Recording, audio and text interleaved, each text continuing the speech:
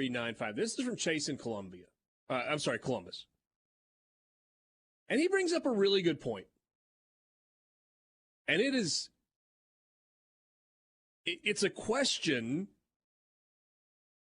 that I've had for a while. And I don't know the answer.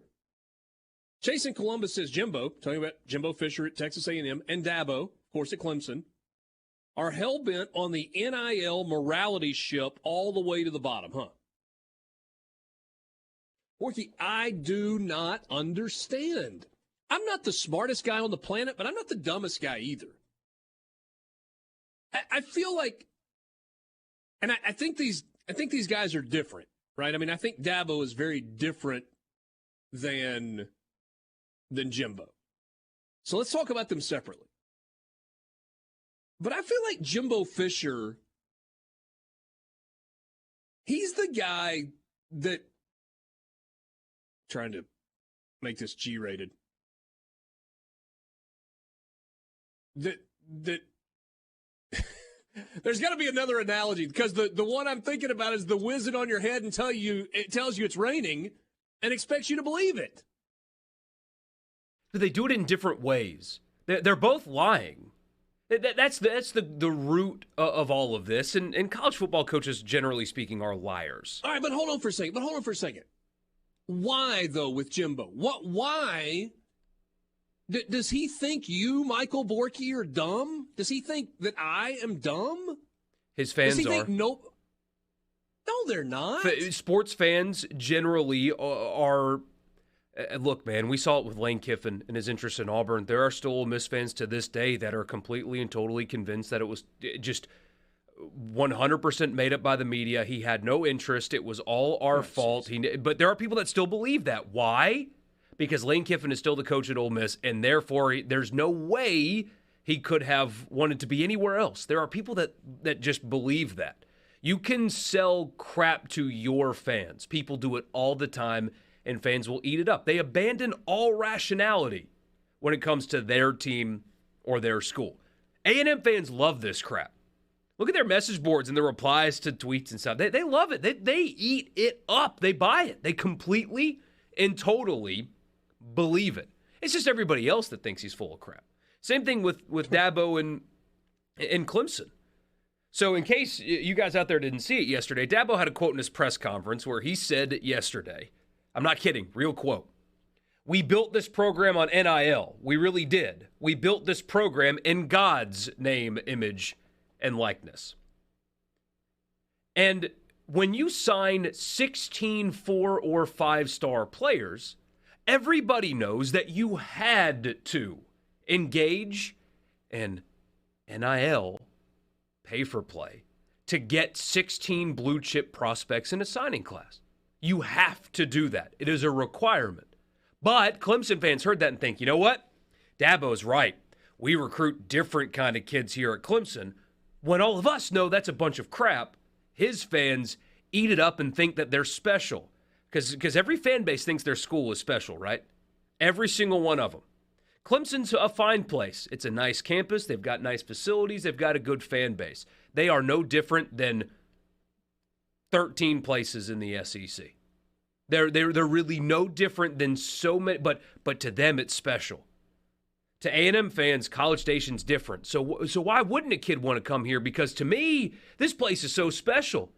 I love it so much, and so that player just loves it too. The players that go to Mississippi State, go to Ole Miss, go to Alabama, they did it for the money because those places aren't special like my place. Same thing with Clemson. So they eat that crap up because they believe they're special when they're not. They're just like everybody else. So let's talk about the Dabo thing for a second. The delivery of what he said is a big part of what made it feel so fake. Do you have the clip where we can actually play it? Yes, give me 1 second. All right, so we'll play it in a second. And you almost need the video to go with it.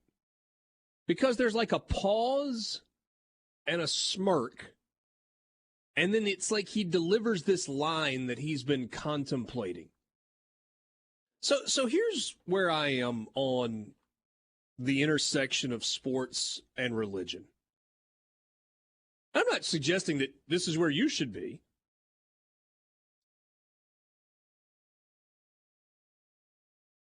I have a level of respect for players or coaches who are willing, who are not ashamed to recognize their faith publicly, to recognize in a big moment and be thankful for Jesus, for their Savior, all of you see that a lot. And I've got a lot of respect for guys that's top of mind in a big moment. But I think there's a difference in that. And I'm not casting any judgment here. I want to be really, really careful about that. But there's kind of like a Pharisee element that it feels like is out there sometimes. And if a coach wants to preach to me, to you, to us, to everybody, it sure feels like there is a tightrope that he's walking with hypocrisy. And that's a tough line. I'm with you. I don't like it, especially at the end talks about, this is hard to talk about without offending people, but just know that I agree with you completely. I am that's why I'm a big fan of Hendon Hooker, because he spent his offseason using his name, image, and likeness to get a book published to help other athletes learn about and introduce them to the gospel. So I support that kind of stuff. But when you talk about how blessed you are at Clemson because of your recruiting efforts, that just rings so hollow to me. It's maybe I'm wrong. I could have it totally wrong. I just highly doubt that that God really cares about how well you do in recruiting. I just don't think that is something that is going on at Clemson as opposed to other places. This was Dabo Swinney yesterday in his orange blazer with the Clemson logo and a Lending Tree logo over his shoulders. Thinking through it, and I mean, for me, we built this program on NIL. We really did. And it's probably different than what you're thinking, though. We built this program in God's name, image, and likeness. And that's how I look at it. So thank you. So that's Dabo yesterday. And again, I don't want to be judgmental because I don't know. The implication, though, is they don't participate in it. That's the implication there. Even if that's not what he's saying, that is the implication. On top of it being kind of goofy, it's very Righteous Gemstones, which, by the way, has Clemson elements in the show. It's very fitting, but that's the implication, is that's how they built the program. They didn't build it by any other way besides just praying, and we got all these recruits because of that. And no, it's because to get the players that you get, to be as good of a coach as he is, which he is, you have to kind of be a mercenary. And that's okay. I mean, you don't hear Nick Saban saying things like that, and you don't hear anybody judging him for not saying things like that.